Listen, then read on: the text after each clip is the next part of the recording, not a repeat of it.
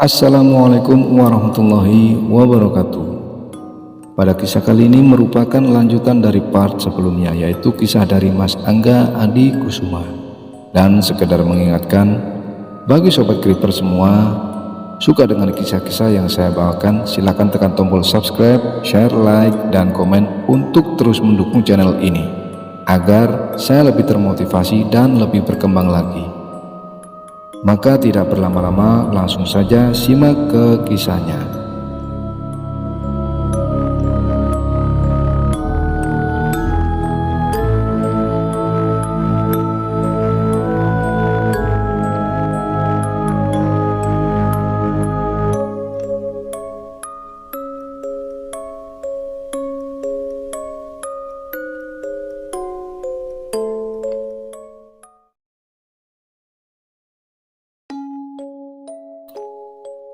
Awalku kenal mereka. Terbuka mata batin part ketiga. Setelah melihat sosok petani tanpa kepala dengan menenteng gong di tangan kiri dan kepala di tangan kanannya, saya langsung pingsan di tempat. Saya terbangun siang hari dan sudah banyak orang yang menungguku.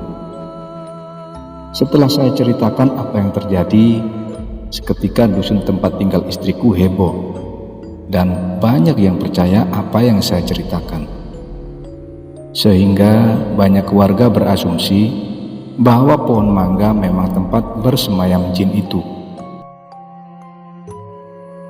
Menjelang maghrib, saya merasakan mual yang sangat-sangat pusing dan kepala terasa berat. Saya memutuskan untuk beristirahat di dalam kamar.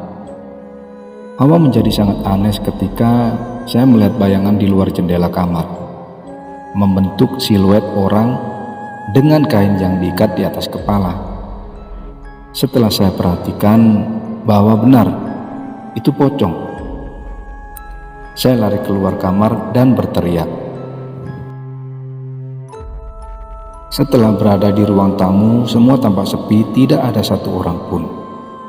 Setelah menuju keluar rumah, seakan tak percaya, saya melihat puluhan pocong berada di pohon pisang yang berjejer. Mungkin seperti koloni, ada yang mengintip, ada yang melayang di antara daun-daun pisang. Mereka menatapku semua dengan wajah yang berbeda-beda. Ada yang hancur, gosong, dan maaf, saya tidak bisa lagi menjelaskan yang saya lihat.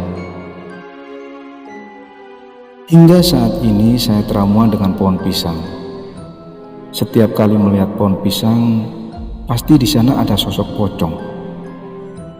Satu lagi menurut saya aneh, saya pernah bertemu sosok kuntilanak, tapi ini sosok laki-laki.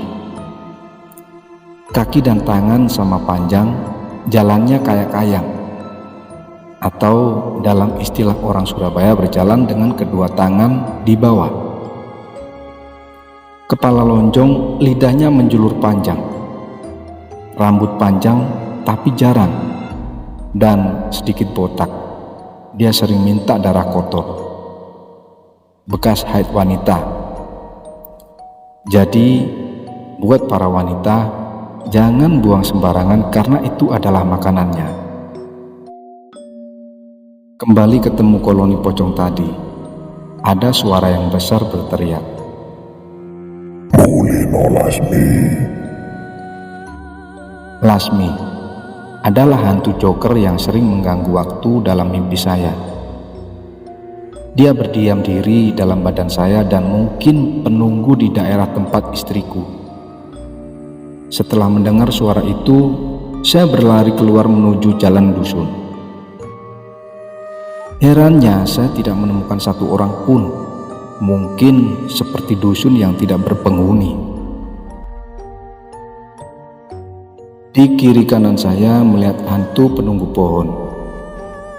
Penggambaran saya melihat genderuwo apa yang saya saksikan di YouTube dengan yang saya saksikan berbeda jauh. Dan saya berani bilang itu adalah bohong. Sepenglihatan saya, sosok genderuwo adalah jin yang besar sekali.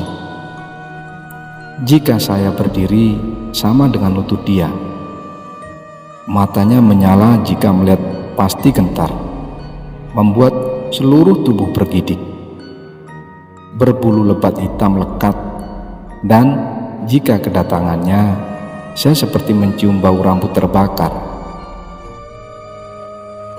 Setelah saya berlari ketakutan karena melihat hal-hal yang di luar nalar, di ujung jalan berkabut ada kereta kencana dengan sosok, mungkin seorang putri atau apalah. Karena saya melihat wanita cantik dengan gaun adat Jawa, rambut berkunde, penuh dengan hiasan bunga kantil. Dan sosok yang mengemudi kereta itu sosok prajurit berbadan besar tapi berkepala kerbau.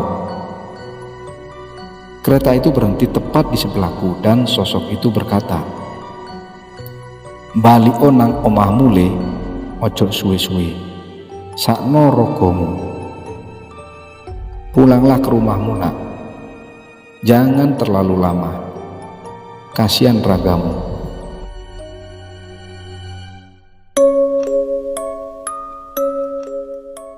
Tunggu kisah selanjutnya, stay tune di channel DJR Stories.